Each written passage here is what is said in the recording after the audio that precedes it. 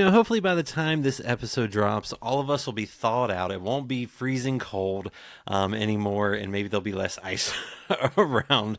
But it is still February, so who knows?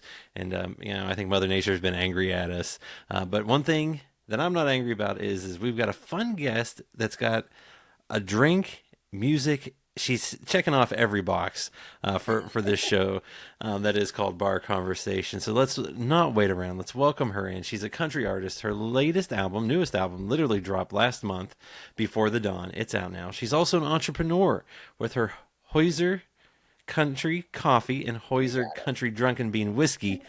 Boy, she's making this tough on me, and I haven't even had a drink yet. The tongue teaser all around. Just wait till you get through the drink. Then you're really going to love it. Let's welcome in country singer-songwriter Claudia Hoyser. Woo! You nailed it. Woo, Hi. that was a lot of work.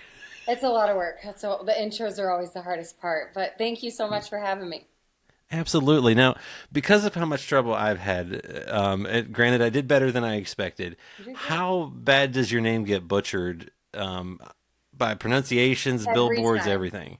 Every time. And everyone always says, like, before I get announced to go on stage or an interview, they always double check. They're like, okay, it's Hoyser.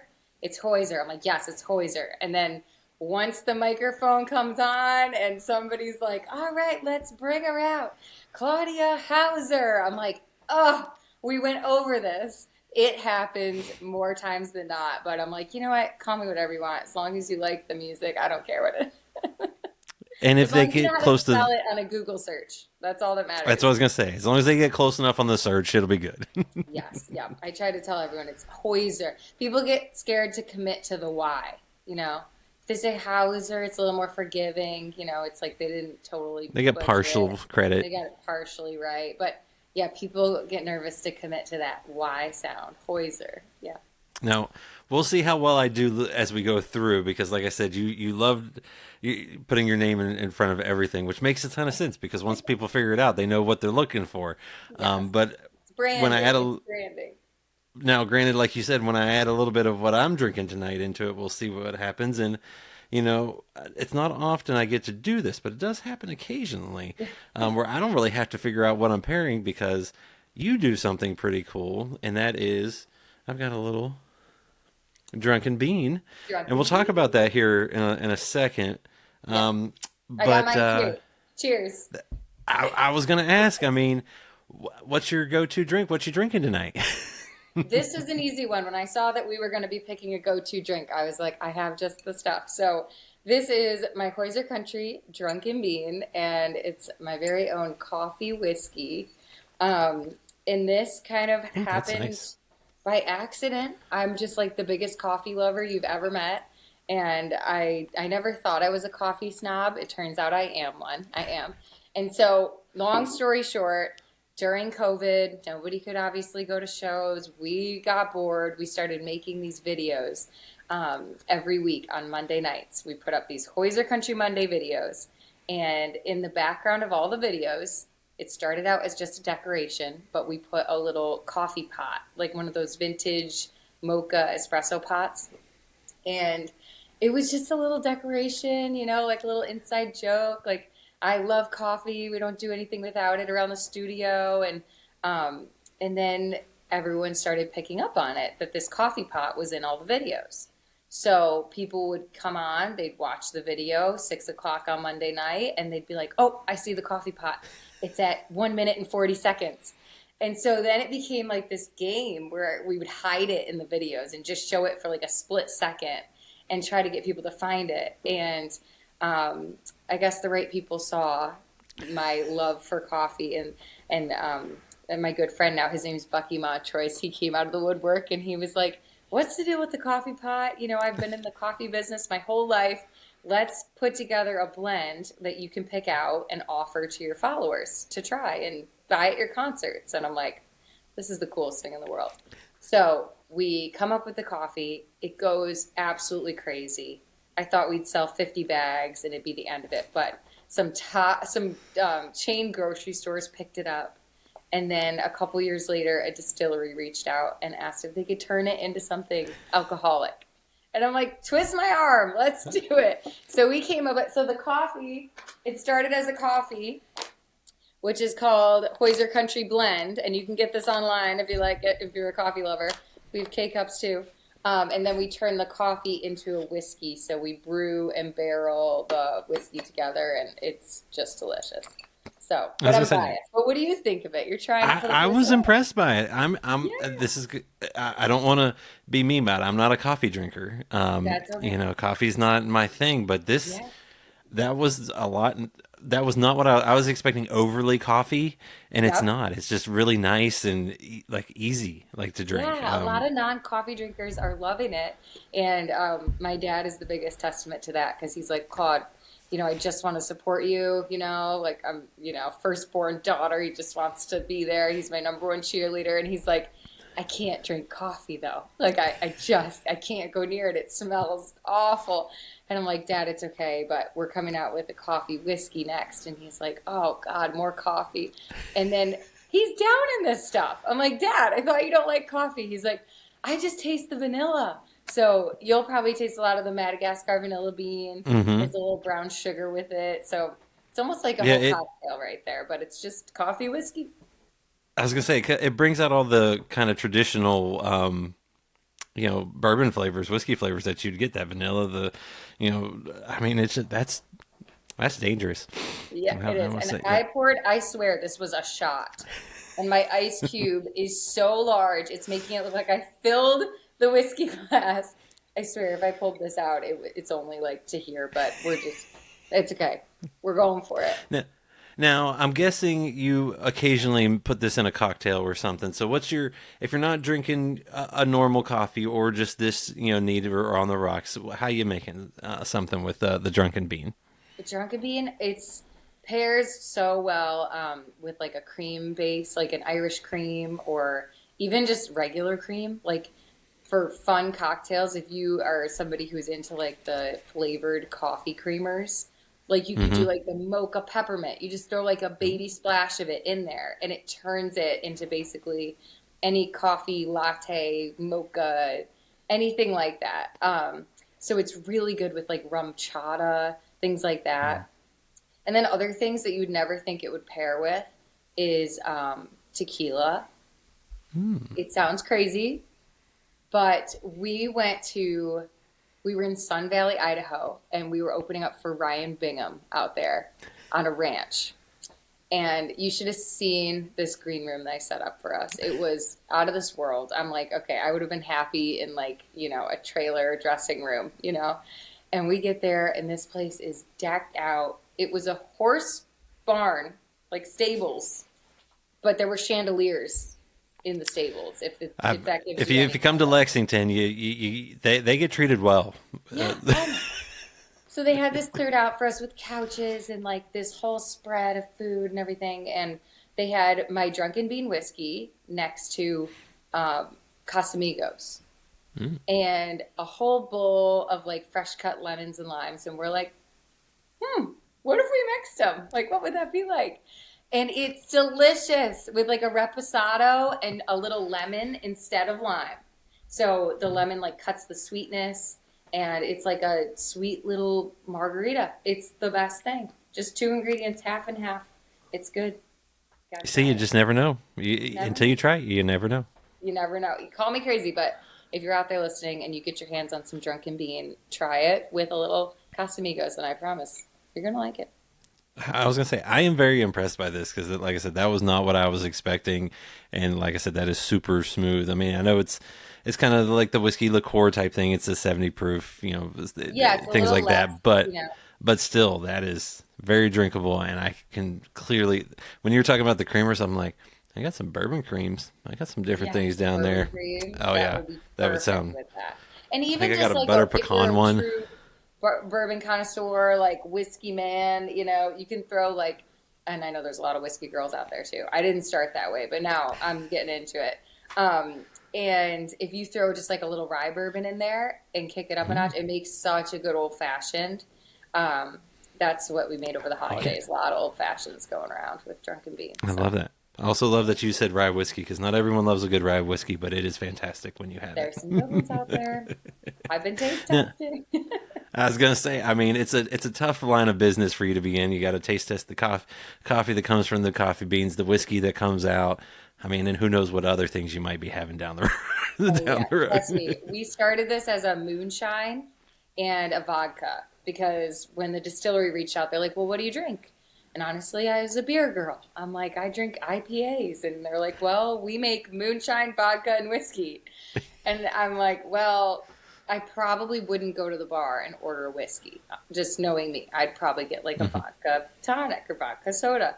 And they're like, "Okay, well, we could try that." So they took the coffee and they were mixing it into some vodkas and moonshines and sending it to us to taste. And I wish I could have told you I loved it because the people we were working with are incredible. And I just wanted to call them with an amazing, you nailed it phone call. But it was like, I took one sniff of that moonshine and almost hit the floor. I'm like, I could never sip this and then perform a concert. I would Mhm. be, I couldn't form a sentence. It You'd was be just feeling real good. far too strong. We'd be feeling it. So we got to whiskey and it just blended those flavors, that little brown sugar and Madagascar vanilla bean in there. It all melted together so well and just really, I don't know, it let the coffee flavor blossom without being too coffee, like cloying and sticky. And, Mhm. it's a nice, smooth, easy, likable drink. And I think it surprises people when they taste it. Like I said, it did me. Now, for you, did it surprise you when you started doing the Monday videos and it grew to like 800,000 viewers each week? I mean, because I'm guessing it was like you said, it was an outlet for you. I mean, and now Yeah. you've got all this stuff. Yeah, it was just like something to do. We put up the first one, I think it was Country Roads. We sat outside and it was freezing. It was like 22 degrees out. And I'm like telling my guitar player, like, no, we got to do it outside because there's snow like trickling down. It will be so pretty and it'll be really fast. It's a 2-minute song. Let's just do it. And we sat out there and I regretted it every second. I decided to go outside with the equipment because we're like dragging the cables out there. By the time we got all set up, Ryan could not feel his hands on the guitar. I'm like, I think I'm risking serious frostbite for us right now doing this, but we're doing it. So we get through it, survived the take, put it online, and it got almost over 1 million views overnight. And so we're like, that next week, I'm like, get your snowsuit on. We are getting back in the snow. We're going to do this until people stop watching. And so we just made it like a mission every Monday night. We tried to put our spin on a classic country song. And sometimes it was just me with the guitar. Sometimes it was me and the full band doing like a really acoustic, bluegrassy style thing. And just taking a crack at some of these classic songs that people love. And some people hated them, and kind of the other people that loved the version would come to our rescue in the comment section. And it was the most amazing thing to see this many people like hopping on board and starting to follow. And yeah, it changed my life. It was amazing. Well, I mean, like you said, because of that, people were very interested, and the find the coffee pot obviously grew out of that as well, and led you to having the coffee blends that now ships to 22 countries all over the U.S. I mean, then obviously the whiskey. I mean, what when those conversations started happening and those things started reaching out? I mean, was there like a are you for real? Am I being scammed? Like, what? I mean, what was going through your mind at those points? Because like those were just some cool things. You were making good fans, and good connections. Yeah. It was so cool because every step of the way it's been real. Like it's been real connections. Like the coffee, it was going to be roasted on a certain day. So I went to the warehouse and like took a Facebook live video. That's where it all really took off, was Facebook, which is crazy because I know like a lot of people are doing Instagram and TikTok now, but like when this first hit, it was like 20, I don't even know, 19. And it started really, really taking off. And it was on Facebook. So I'm like, you know what? We're rolling with it. So I go Facebook Live like way too much. People can't get rid of me on Facebook. And so I'm going live from the warehouse as this coffee is like being pressed and sealed. And I'm telling people like, go order it now. Like I'll throw your name on here. And some of those people that ordered coffee that day are still like the number one fans, like followers, that they show up every time I go live. They're like, "Hey, Claudia, great to see you." And now it's so funny because it feels legitimately like I have like a friend in Norway that always chimes in, and it's like we're bros. But it's just unbelievable how it is truly like real connections. And I can't believe how many things I know about some of these people's lives that I never ever would have known unless they started tuning in for these videos. So yeah, it's unbelievable. And it's just really cool to know that it's all super real. And if I'm ever feeling like, oh God, I wonder if anybody's going to listen to this new song, it's like, okay, at least I have like my home team that started following way back when. So it means the world. Well, and you know, for you, as you've built from all this, you know, like you said, it was very organic. Things just happened, and you were able to build from it. You know, like I said, you've got the entrepreneurial side down now with the Hoyser. Man, that I was like, I'm gonna screw this up. Um, you know, but you come from a background. I think you went to school for communications and PR. I mean, and clearly, did you ever think you would be using that for music, coffee, and whiskey, though?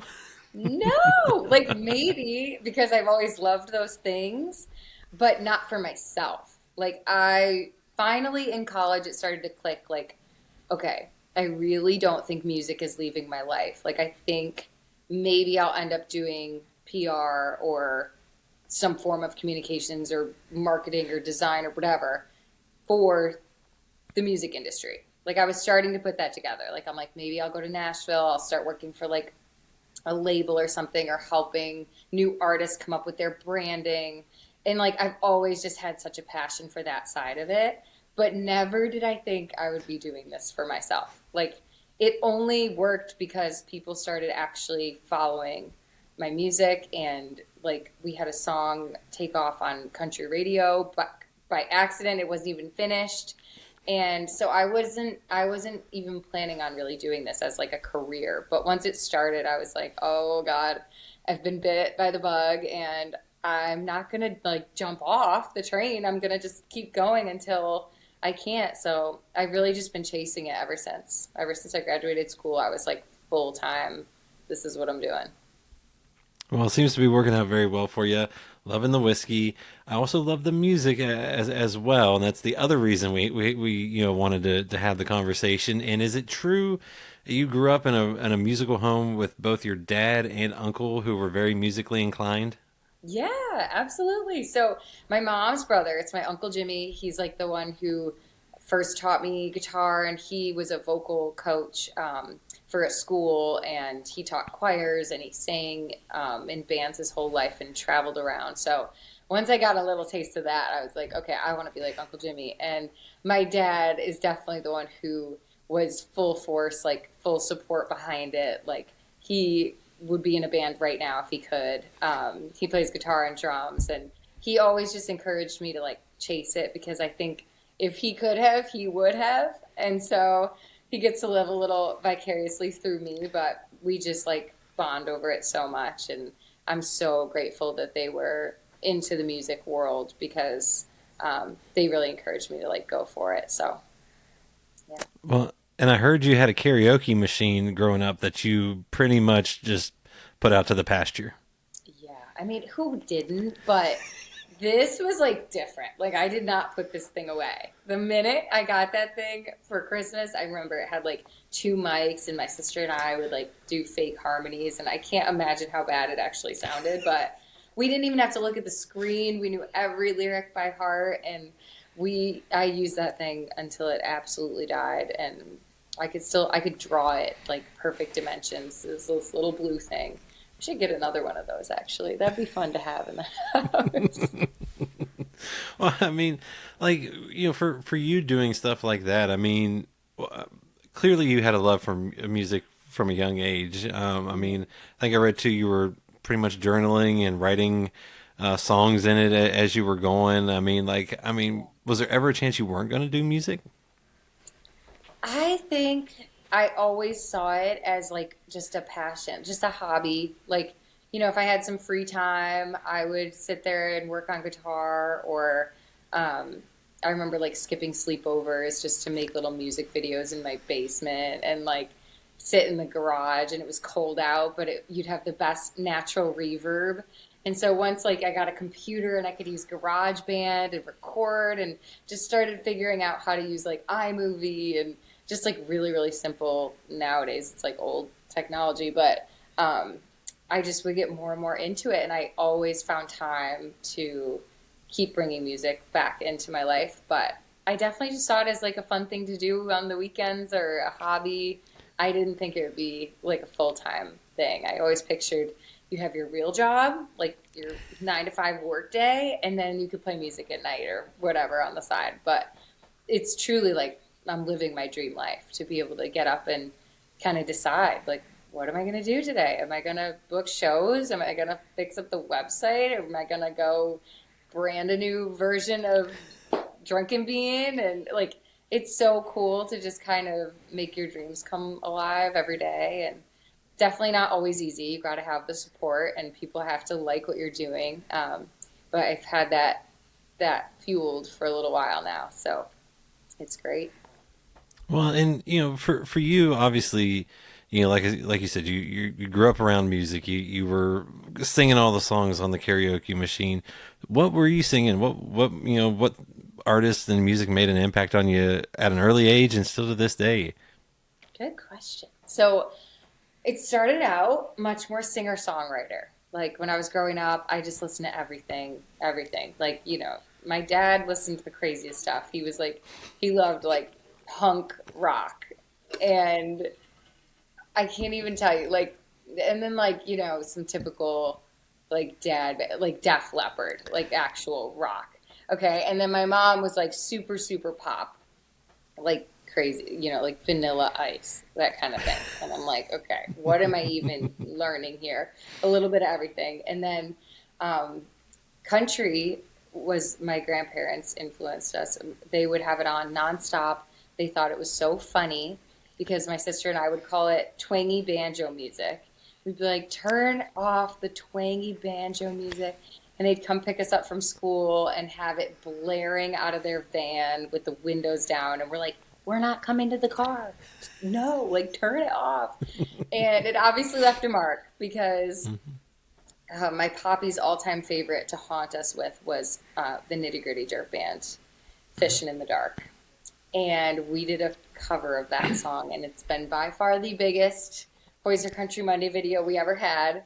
And, somewhere along the lines, that country music left a mark, and I've always loved Miranda Lambert. I've just related to her for a really long time, and Chris Stapleton's been a big one.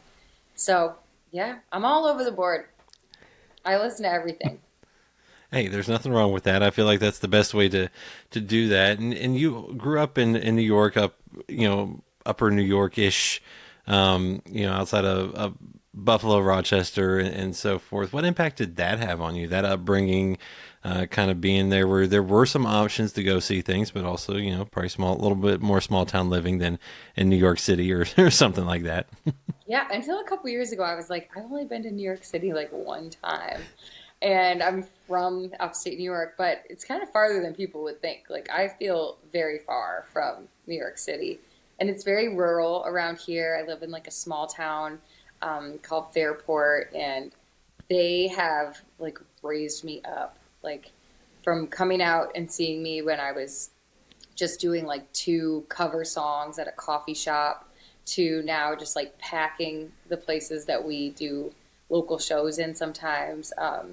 They've been just like a huge support system. And I really don't know, like, if I would have been doing little small bar gigs and restaurant gigs early on and no one showed up, like, that could have truly steered me away from doing this. And so the fact that the community and everywhere like that I'm from has come out and really like lifted us up and requested to have us at places and passed my name around to other people in other states, and that has been a game changer. Well, and you mentioned too, again, sometimes certain things just happen. They happen for whatever reason, and for whatever reason, a unfinished song of yours got played on the radio and kind of took off in 2017. Mm-hmm. How did that changed things too. Because like you said, if it weren't for this, having that support, you might not have been able to do that. But without maybe that unexpected win, you might not have been where you are today either.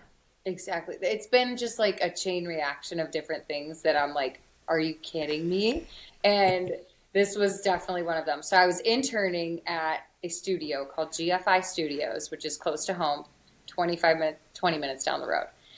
And we were working on some songs, and it was really for my internship. So we were like playing this off as my communications. It was like applied communications practicum. And so I was basically in the studio learning how to like network and build a website. And, we were working on some songwriting and things like that. And then kind of once I'd finished up my school projects, we were like, okay, let's do some fun stuff. So we started recording, and what turned out to be my full-length first album. But we had some rough mixed demos of just songs we were like toying around with. It was like my first approach at ever recording and working on real songs in a studio. And the co-writer, producer of this song sent it to a friend of his at country radio, but it was like a smaller local station in town, just to see what he thought of it, because I wouldn't have even considered myself like country at this point. It was still kind of singer-songwriter, but I have just like this natural little twangy thing going on.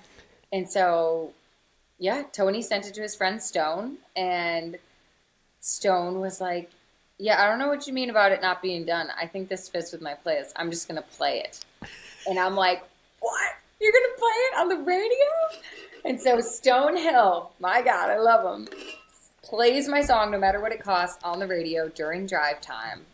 And people called in to ask about the song and just started like wondering if it was Sheryl Crow's new record and asking, who's this artist? Does she have other songs? What is this? And because people called in that day, by the way, I didn't know when he was going to play it, so I didn't stack the deck because I would have stacked the deck.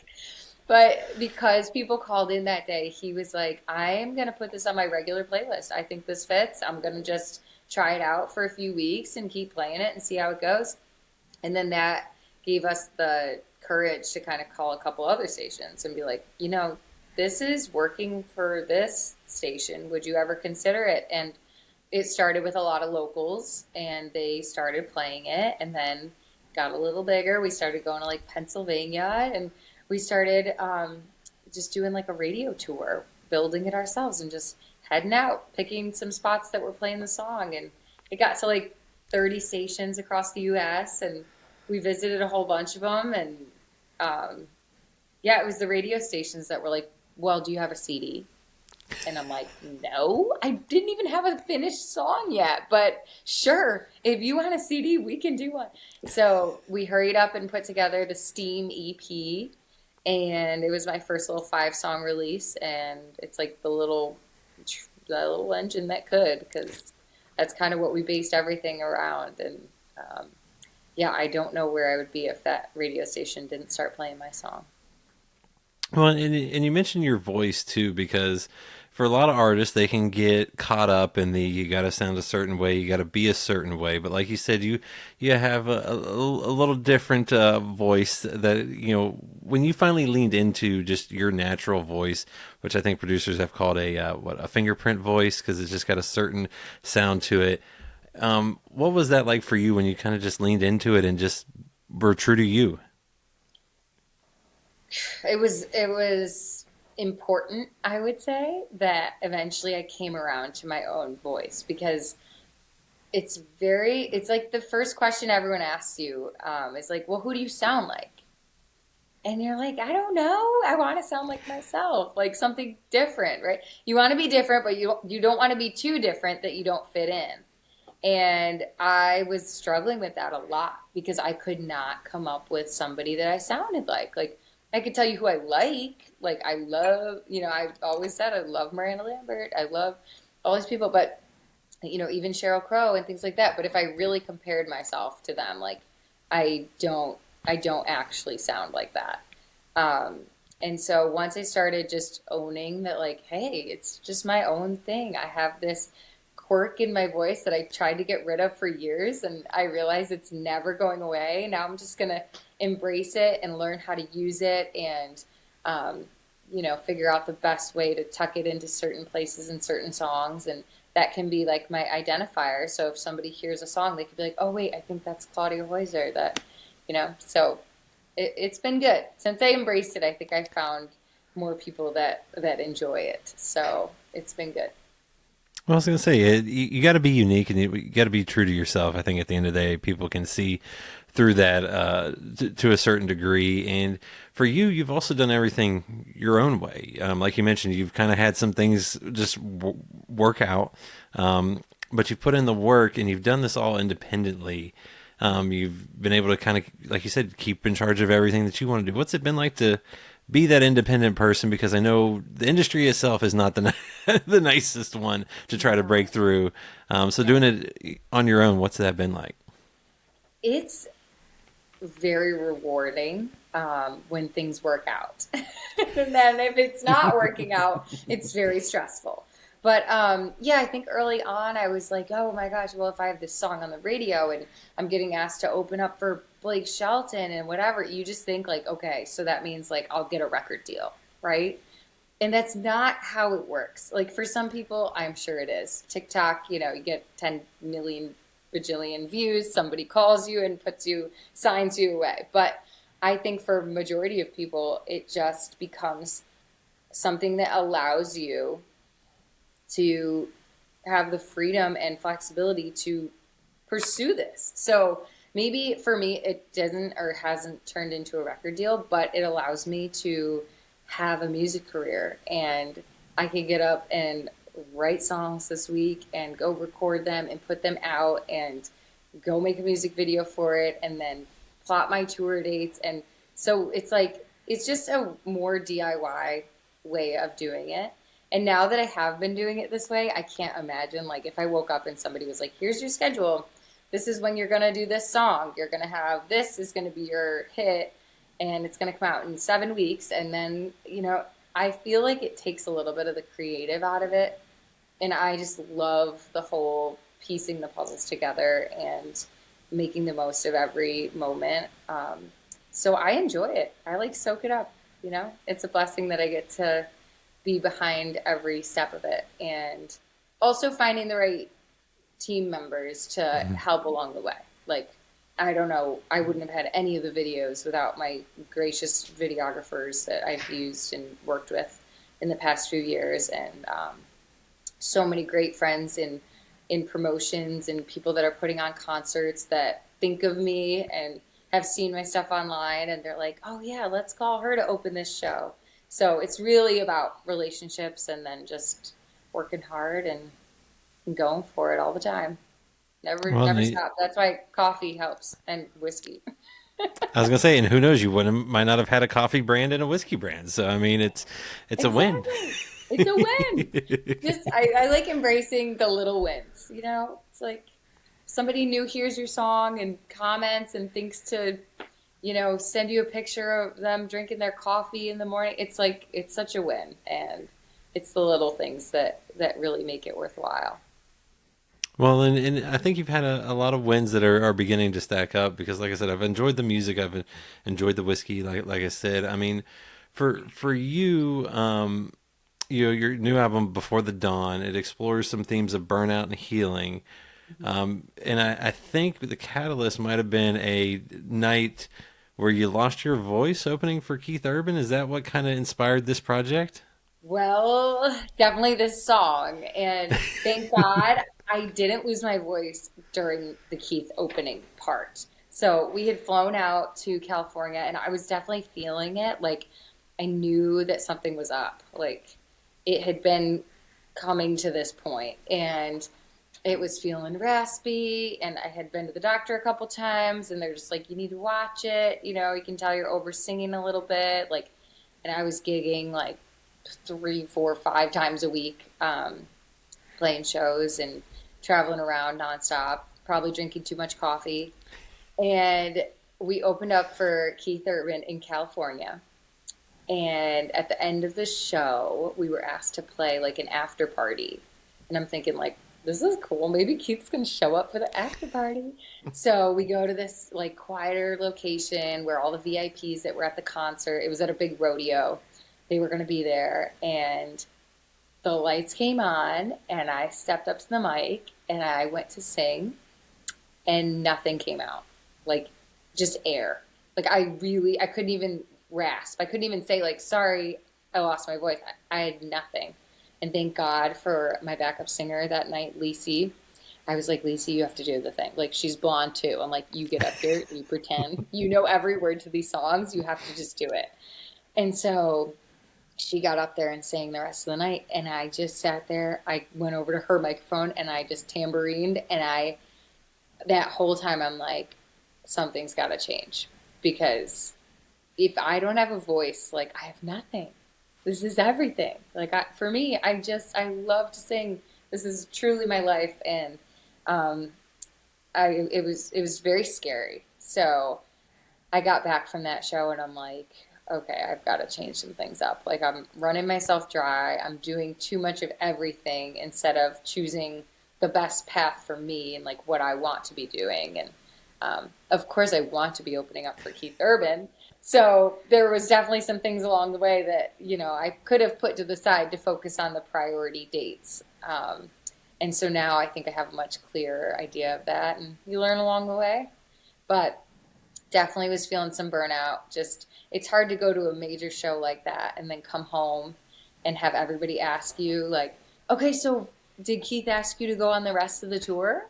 And you're like, no, it was just one big rodeo that we got to play with him. But in a way, you kind of feel like you're letting everybody down because they want the best for you. And even though that is like the best thing that's ever happened, it somehow never feels like enough when the what's next questions come, Like it's like, okay, you did that, but like what's next? And you're like, I don't know. I just did the biggest thing I've ever done in my life. I don't know. He has to call me back, I guess.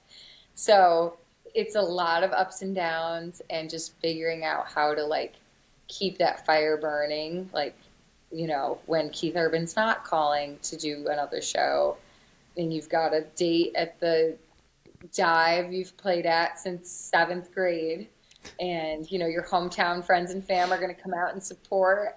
And you're just like, what do I even tell them? They think I'm going on tour with Keith Urban and I've got to just like, be here and just do the thing and act like it's the best thing.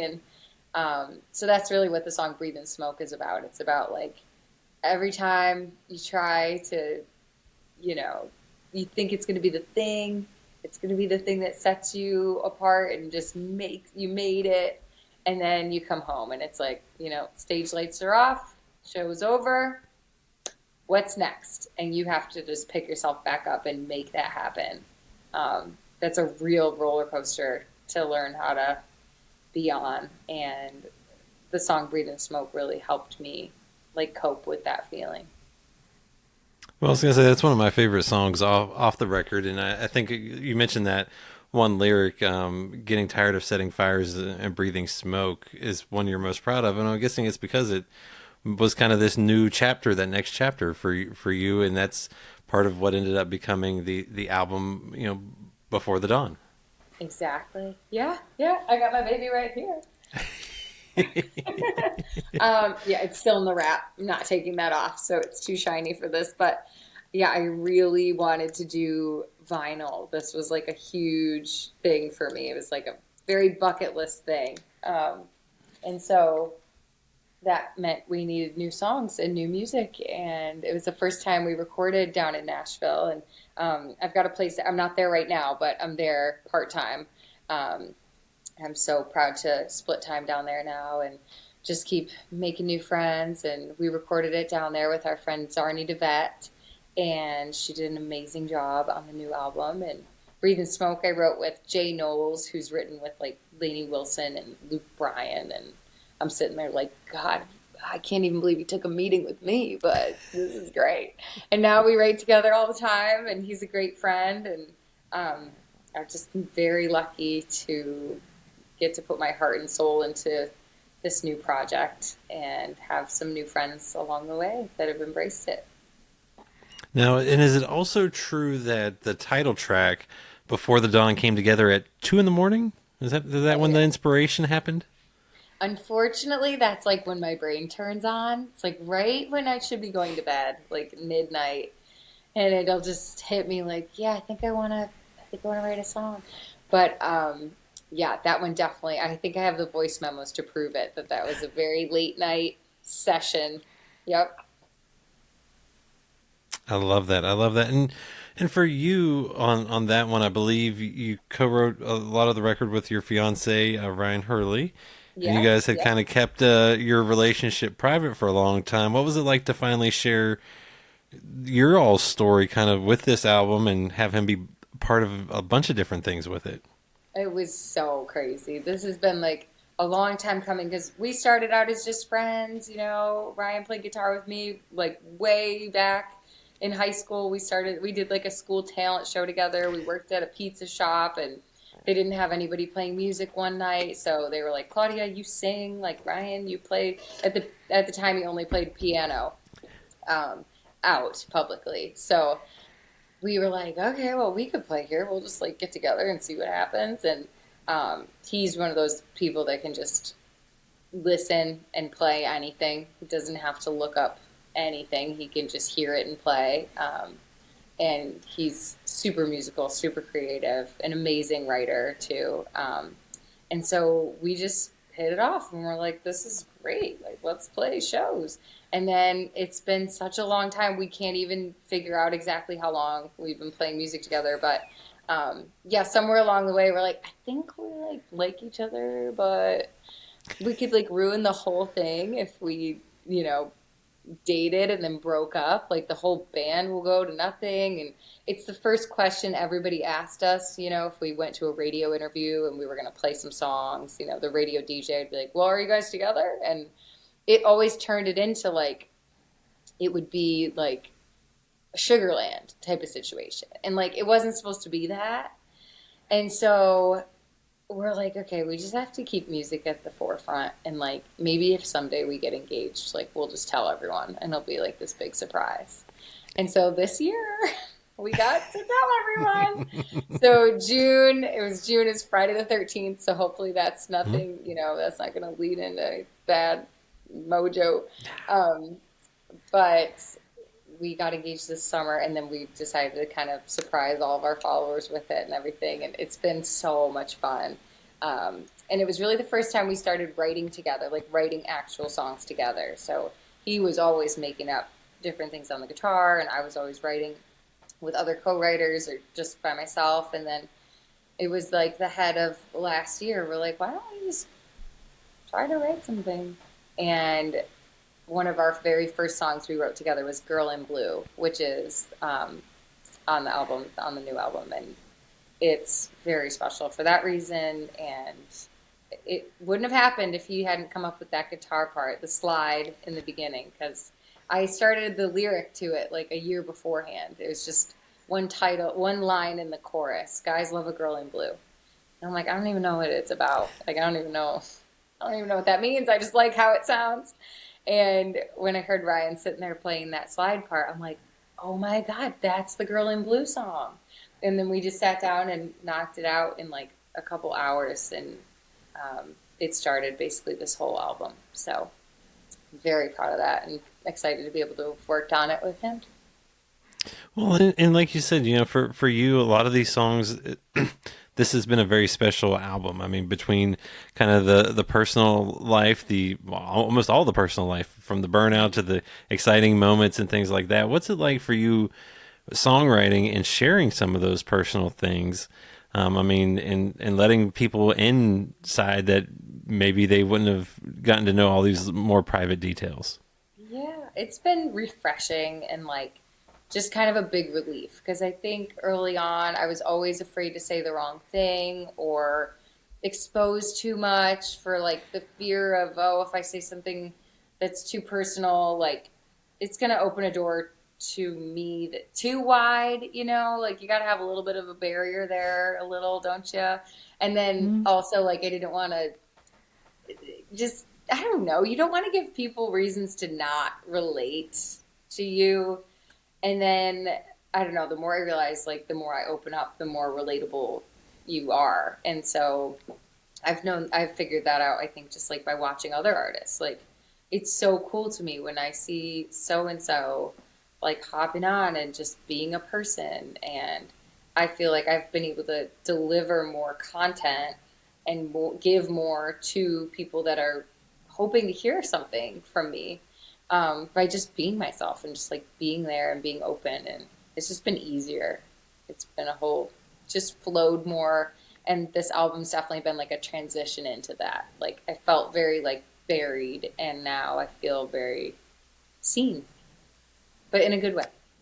Well, yeah. And I'm guessing you're probably getting some feedback of other people feeling very similar ways that you have felt through these songs, and I think that to Yeah. me is one of the best parts about music is people can see themselves in the song, and it takes them maybe to a different place, but it's pretty powerful what music can do.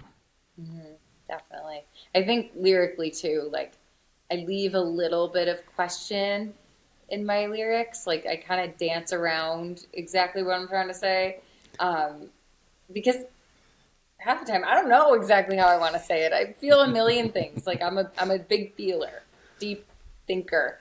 But I also just want people to be able to put themselves into the song and like put themselves into those shoes and just be like, oh, yeah, like somebody could be thinking about their burnout at work, and somebody could be thinking about their relationship that's fizzling out. And I want more people to be able to be in that with me, no matter what's going on in their world.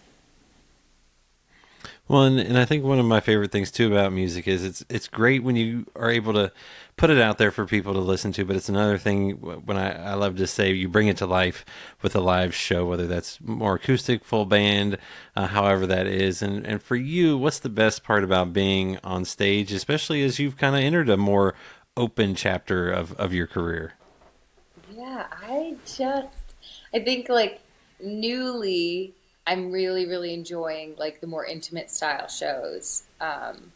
And sometimes, like, okay, when you picture a country concert, you're picturing like loud, crazy, running around, everybody's drinking beer, it's summer, it's hot, and like that is so fun. And I would miss that if I didn't have it.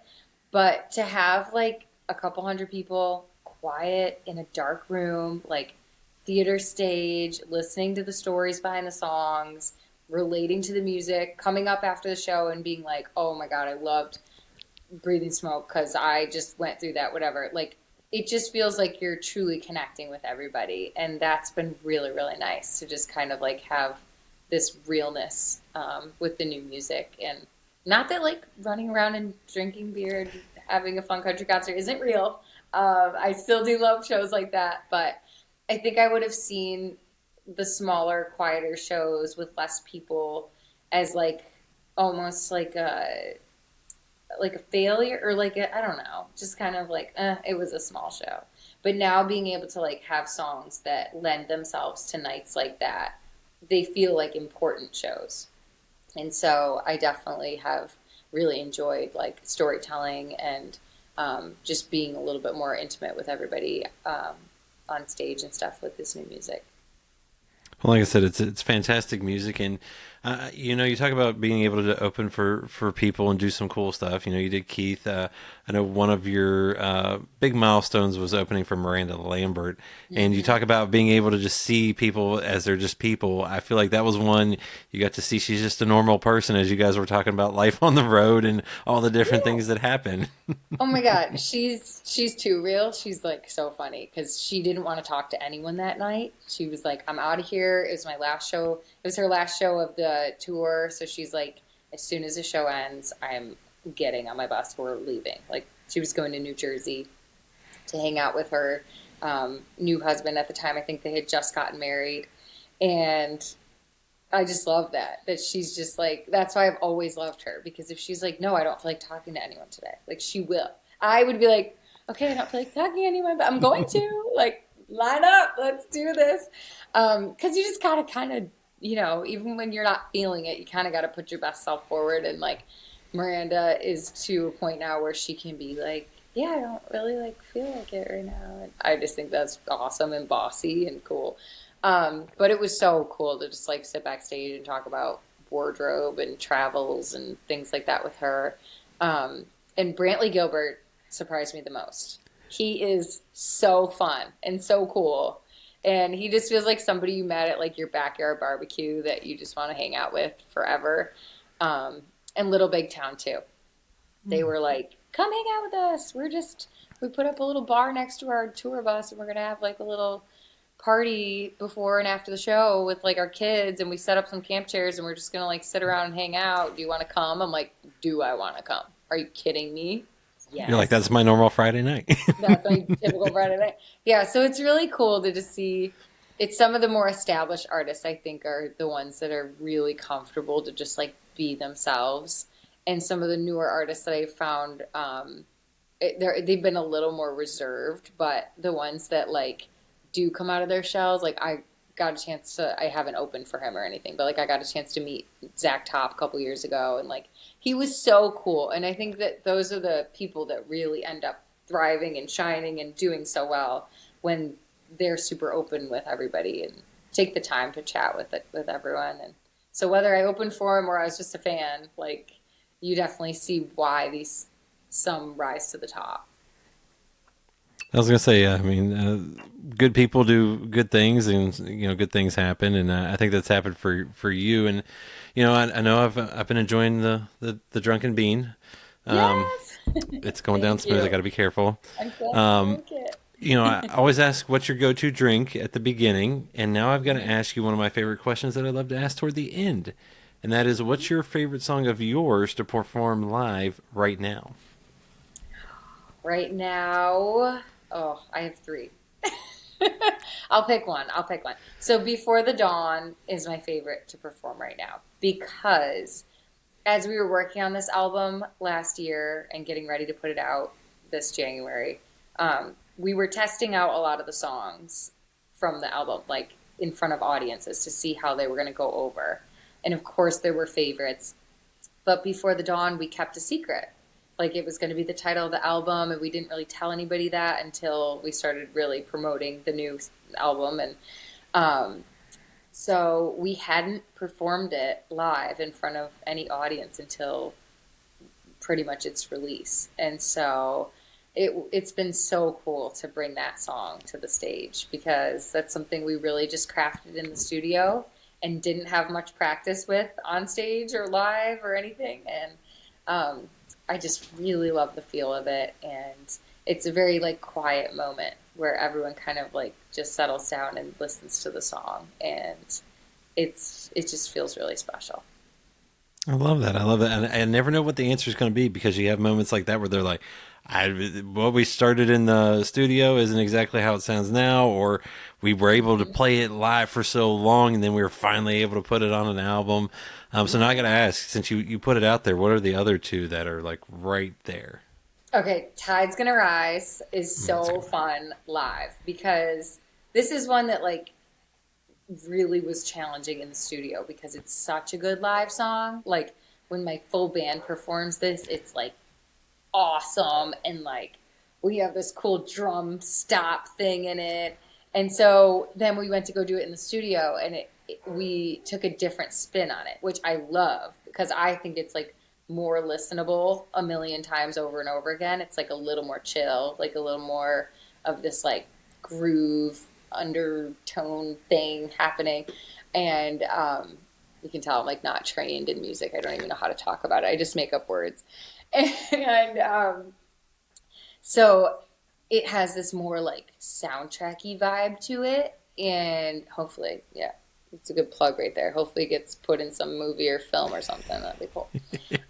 So I love the approach we took in the studio, but it is so different from the live version. So I do enjoy playing that one live because it's fun and loud and just kind of big and groovy, and it's angsty. And then the other one is North of Spring, which I think, if I give you a little sneak peek, it's probably going to be our next focus track, our next single, because it's just this fun, like road trippy sounding song. It's got this little get up and go to it. And North of Spring, I play the harmonica live on that one. We decided in the studio it was like too lumineers for me to play the harmonica on this song specifically. And also, I don't actually know how to play the harmonica. I just kind of like fake my way through it. But um, live, oh yeah, sign me up. Harmonica all the way. North of Spring is such a fun one. So I'm loving that one too. I love that. And see, that's what I'm talking about. This is why you go see someone live, because you get to Mm. see their interpretation of the studio songs. They get to have a little bit of fun with them, and you get Yeah. to see them different ways, if it's acoustic or full band or duo. And I know you're getting ready to, or you're in the midst of kind of supporting the album now with tour dates and going out. What can folks expect from you at the shows? Because I'm guessing that's fun to, like you said, play all these songs now that some of you were holding back. Yeah, we definitely are going to be a little bit of everywhere. Like, we're going to be playing our first show ever in Georgia. So I really hope if anyone is listening from Georgia, please look up this date and come out and see us. And then we'll be like in Pennsylvania and Delaware and Florida and hopefully back in Montana and Idaho again. We've been there a whole bunch in the past couple years. And just trying to like find our people, Like, we've got a million people tuning in on Facebook, but I really want to get out there and find where these listeners are. And it's been really cool to like test the waters and just kind of see new places and be requested at certain spots. And so I definitely plan on doing a ton of travel to support the new album and hopefully working on new songs along the way. I love that. A good tease, because I was going to ask you, what else can folks expect from you in 2026? I mean, you've just put out the album, so I'm guessing, like you said, you're going to be supporting that. You've got some great whiskey. I'm guessing some really good coffee. Like I said, I'm not a coffee guy, so I'm going to leave that out there for everyone else to decide. So what's coming up the rest of the year? Don't worry, I'll drink it all. That's fine. You can leave it for me. That's why you're up at 2 a.m. Exactly. That's when it really kicks in. So what to expect? Just so many travel dates. I'm traveling as much as I possibly can, writing all the time. So we're going to be hopefully getting back into the studio and recording some new music for you. And just the goal is to have that out as fast as possible.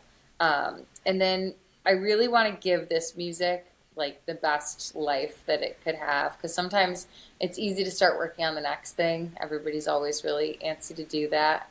But like, this music took up a year of our life last year working on it and crafting it. And I think it's important that I give it a chance at being loved and being heard. So I'm going to be doing as much as I can to promote it. Like, I've already got some ideas to do a drunken bean cocktail. This is good. You'll like this. Mm-hmm. A drunken bean cocktail for each song. So Ooh. different style drink for each of the 7 songs on the album. So if you have any ideas, you can let me know. Maybe you'll name a drink or something. And then definitely some acoustic versions, like live videos of the tracks. More music videos to come. We just hit 20,000. I think hopefully we hit it today, but we were like 500 views away from 20,000 on the music video for Before the Dawn. So just more music videos, more music, more shows, like more drinks, anything that, we have candles. So I'm sure there's going to be more candles with some music behind it. Yeah, just a little bit of everything to come, and hopefully just, I don't know, finding my audience and people who like a little bit more of like an indie Americana country unique voice. Well, it's a fantastic voice. Folks, if you haven't, go down the rabbit hole. You might misspell it or you might mispronounce it, but Yes. it's Hoyser. And Claudia, I truly mean this. Loved listening to the album. It's fantastic. The whiskey's fantastic, and I can't wait to see what you're doing next. And thank you for sharing a drink with me and your story with me. Cheers. Yes, of course. Thank you so much, Donovan. Cheers. Thanks for having me.